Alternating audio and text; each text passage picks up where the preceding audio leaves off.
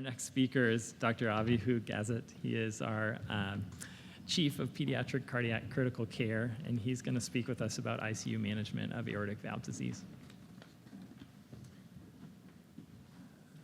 Thank you, David. Thank you for inviting me. Really appreciate it. I have no disclosures. So I would like to start with a quote from, I think, one of the best pediatric cardiac intensive care books that was published in 1998 and edited by Anthony Chung, Frank Henley, Gil Vanovsky, and Dave Wessel. And the quote is that in relation to the Ross procedure, the postoperative management is considerably different between the neonate with critical aortic stenosis who presented in shock and the older child with aortic stenosis. And so my intention is really to, in reference to that, is to really focus on the neonate and infants, just because their care is so much more challenging and their outcomes are more problematic, with more adverse events, more complications.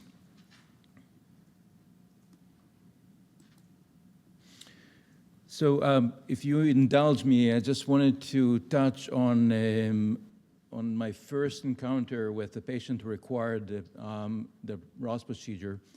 That was about 29 years ago. As a second-year resident in the ER in the middle of the night, was a 6-month-old infant who had a history of 2 days of fever and just general malaise. And I still remember as if it was yesterday. It was very, very ill-appearing child, very pale, febrile, and on exam had a very hyperdynamic precordium, had warm periphery and bounding pulses, was tachycardic, and had the borderline blood pressure. As a second-year resident, I actually had no clue. My first differential diagnosis was septic shock, and this is how I approached that and managed this kid as if the kid had septic shock. The kid's clinical state did not really improve that much. And my senior resident came in, and she was concerned that the bounding pulses are actually a reflection of aortic insufficiency rather than just a reflection of the clinical septic shock that I was envisioning. And so we asked for an echo, and this is what we found basically, is that this huge pseudoaneurysm, aortic pseudoaneurysm with impending rupture. The blood cultures eventually were positive for Kingella-Kingay. We transferred that kid to another center in Israel that operated on this kid and performed the Ross procedure, and the outcomes were actually pretty good.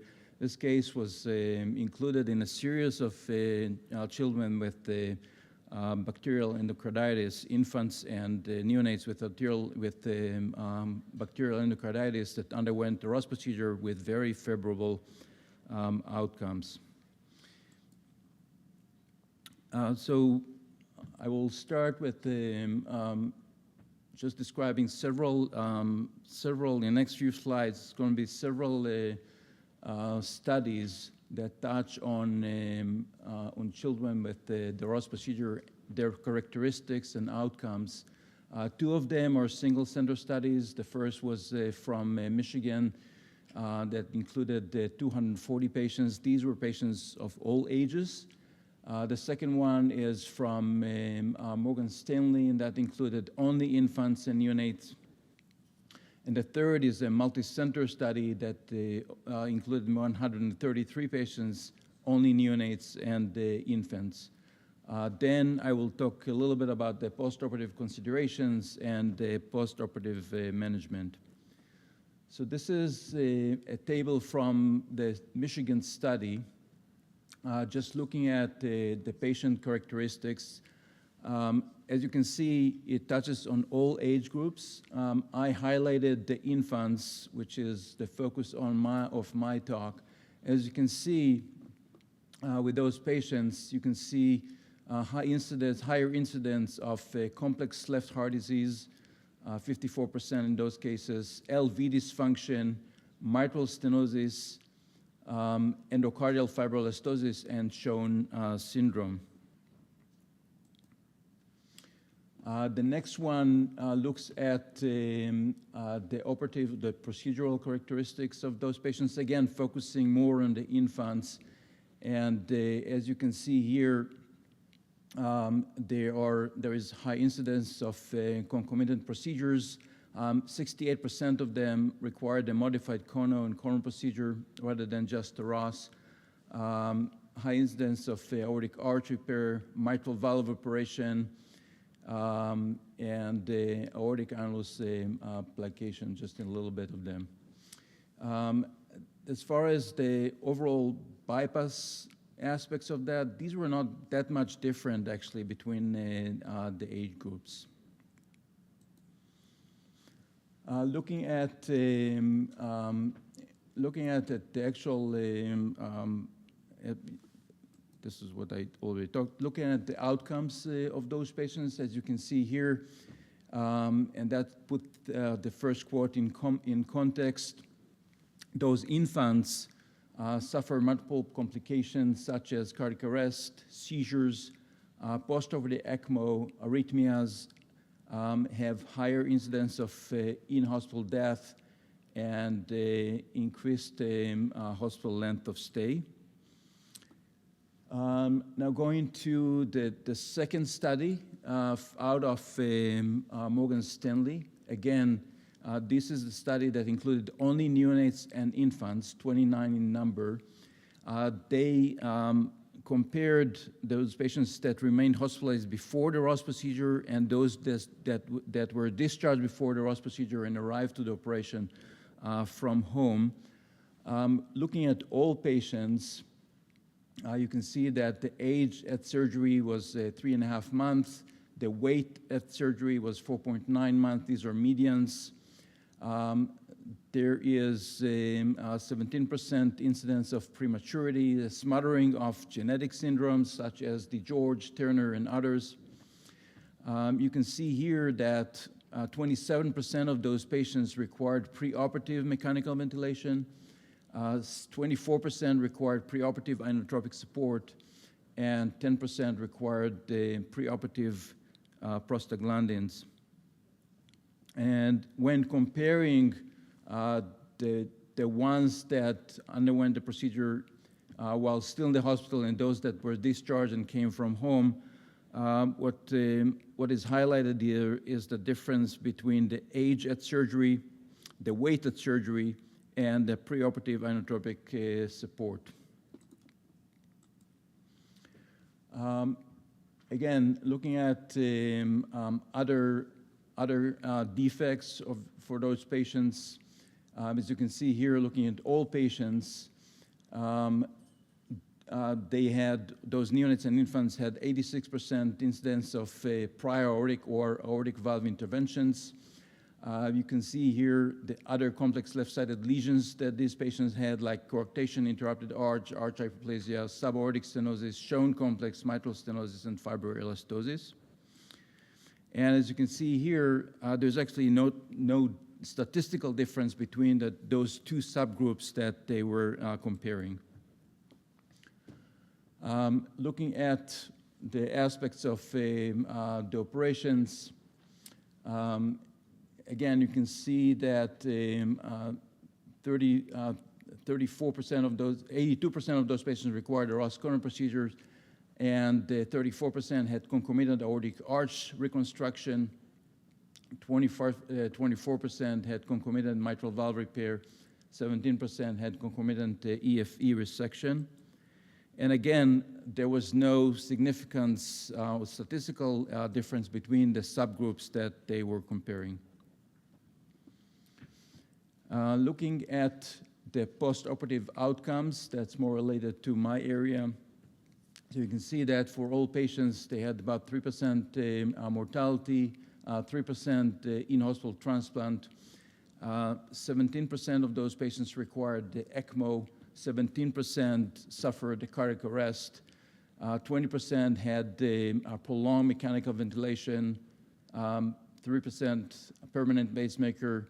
Some of them suffered from strokes, sternal wound infection, branch PA stenting requirement, and overall prolonged length of stay. And if you compare those subgroups, you can see that only the hospital length of stay was statistically significant between those two subgroups. Now moving ahead with the multi-center study that again included only neonates and infants, and there were 133 patients in that study. You can see here that 70% of those patients had extra operations other than the Ross procedure, such as aortic arch reconstruction for interrupted aortic arch or coarctation. Those patients had mitral disease, VSDs that required addressing. 72% of those patients had prior arch surgery, and 64% had prior balloon angioplasty. As you can see down there, in 38% of those patients, there was moderate or severe AR after the ballonoplasty. Looking at the actual characteristics of the operations, 23% had neonatal ROS. You can see that at the time of the ROS, 24% of those patients were on inotropes, 25% of them were on the ventilator, and there were even a couple of patients that were on ECMO going into the ROS procedure. And then you can see that the concomitant procedures, such as mainly the cono operations, 83%, arch surgery, mitral surgery, EFE, resection, VSD closure,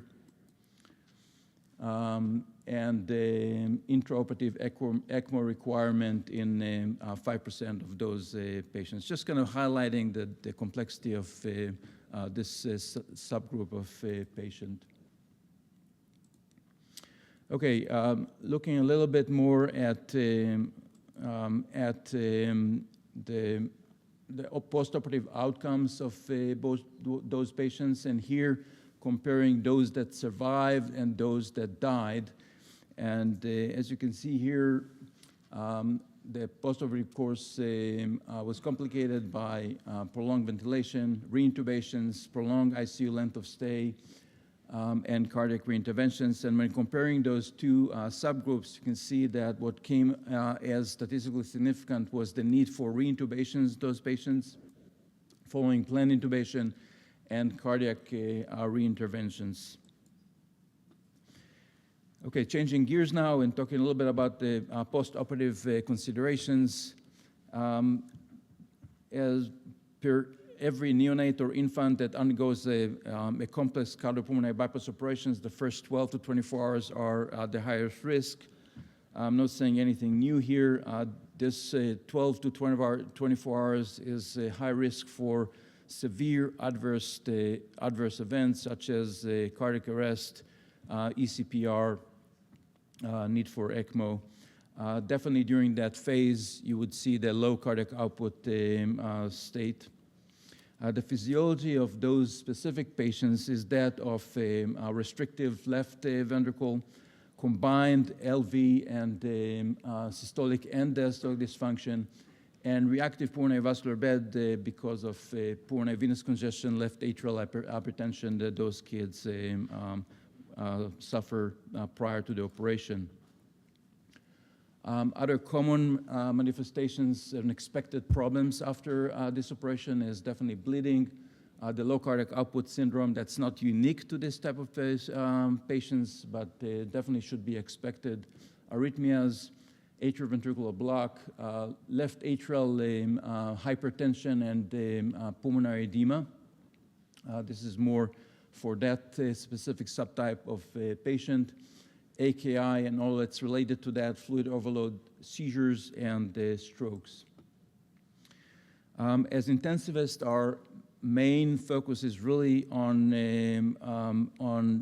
oxygen delivery to those patients, systemic oxygen delivery, and identifying the progression of that or the decline in that postoperatively, and trying to avoid the point of critical oxygen delivery where the patient becomes dysauxic or when oxygen uptake becomes delivery dependent.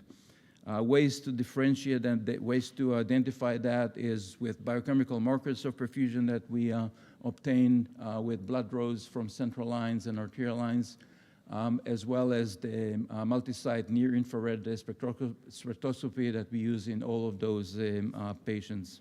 Provide some surrogate for oxygen extraction. Having a platform that allows for acquisition of high-definition, high-resolution data, aligning all data streams together is important, as well as using analytical, predictive analytics platforms such as the IDO2 in this platform may also help us to understand the clinical state of the patients and the changes in the clinical state of those patients. Lines, again, it's pretty common. The central venous lines, usually the right IJ, but those patients may have lines that were there prior to the operation, such as a PICC line or a UVC. Right atrial line, you can use intracardiac Broviac or temporary right atrial lines, depending on where you are. Left atrial line are more case-specific, may be very important in those patients with LV disease, and would allow us to really understand their clinical state in the post-bypass bypass phase. Peripheral central arterial lines, and that again is patient-specific. Some of the patients would have a UAC that they came in into the operation with, and obviously peripheral AVs. So the management itself.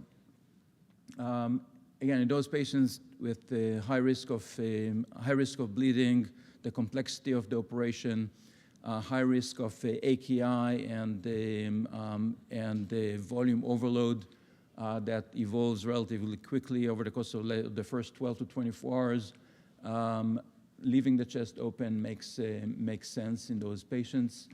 Low threshold for ECMO, again, instead of beating those kids and getting to a point of multi-system organ dysfunction, using ECMO as a short bridge to protect the end organs as we go through this acute phase of low cardiac output state makes sense as well. And this has been the approach here in our institution.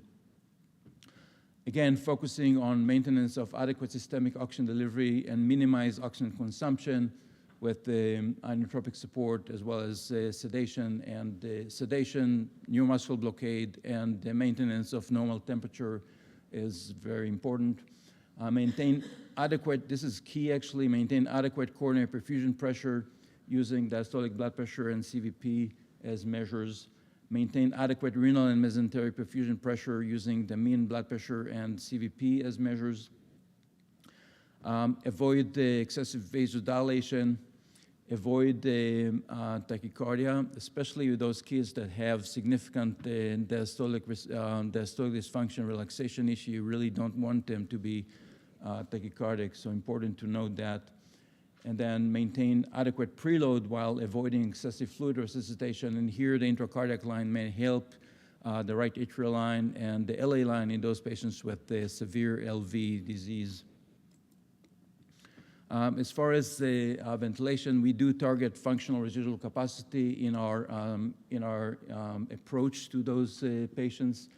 Hyperinflation of the lungs may lead to decreased preload and elevated pulmonary vascular resistance. We want to avoid that. On the flip side, atelectasis may lead to pulmonary venous saturation and increased PVR. We want to avoid that as well. So here it becomes more of an art of ventilation management in those complex kids. In the context of elevated RV pressures manifest by high CVP, high TR pressure gradient, flat interventricular septum, one can consider inhaled nitric oxide, but again, should realize that the restrictive physiology on the left side might be prohibitive. And here again, having a left atrial line might actually help with understanding the response to initiation of inhaled nitric oxide. Some of the vasoactive infusions that we use in those patients, their downsides and benefits. I just chose 3 here as representatives. Epinephrine, the downside would be the chronotropic effect that will lead to tachycardia, and we discussed already the problem with that when you have a significant diastolic dysfunction. Epinephrine would also lead to increased myocardial oxygen consumption. You need to be aware of that, and would also expose this child to arrhythmias that would be problematic. The benefit in epinephrine, in using epinephrine, is the increase in coronary perfusion pressure, which is a significant focus, as I said before. The short half-life that allows you to titrate it relatively quickly, and at those doses, it also provides some beta-2 effect and vasodilation. Miranon is, again, very common in this population. The downsides are its vasodilatory effect that may actually lead to decreased coronary perfusion and other end organ perfusion. The long half-life, especially in the context of AKI and the fact that it's cleared by the kidneys. So it would be hard to actually get rid of it after you started it, so just take that into consideration when you use it. The benefits are that it's less arrhythmogenic when you compare it to medications such as epinephrine or dobutamine. It has this lusitropic effect. It also provides some pulmonary vasodilation in those patients. It is important with their PVR that's pretty reactive. Vasopressin, the downside, it acts via the vasopressin receptors, so not via the cyclic AMP pathways. The downside is increased afterload, but on the other hand, it might improve coronary and renal mesenteric perfusion pressure and would provide some pulmonary vasodilation, which is a benefit. As far as sedation, neuromuscular blockade, and neuromonitoring, this is very important in those patients. These are the usual medications that we use. Fentanyl, which has a very, very safe profile with regards to preserved hemodynamics. Dexmedetomidine, which would lead to not only sedation and some degree of pain management, but also would affect the SA node directly and might lead to decrease in heart rate, which would also lead to better filling for those hearts that are compromised from a diastolic perspective. Cisalocorium, just a reflection of one of the medications that we use for neuromuscular blockade. It is cleared in the blood, so it's not really dependent on liver or kidney function. Very important in those acute post-bypass situations. Will decrease systemic oxygen consumption again. Monitoring. In those patients, we use head ultrasounds as screening and continuous video EEG because of the high incidence of seizures in those patients, especially if they're on neuromuscular blockade.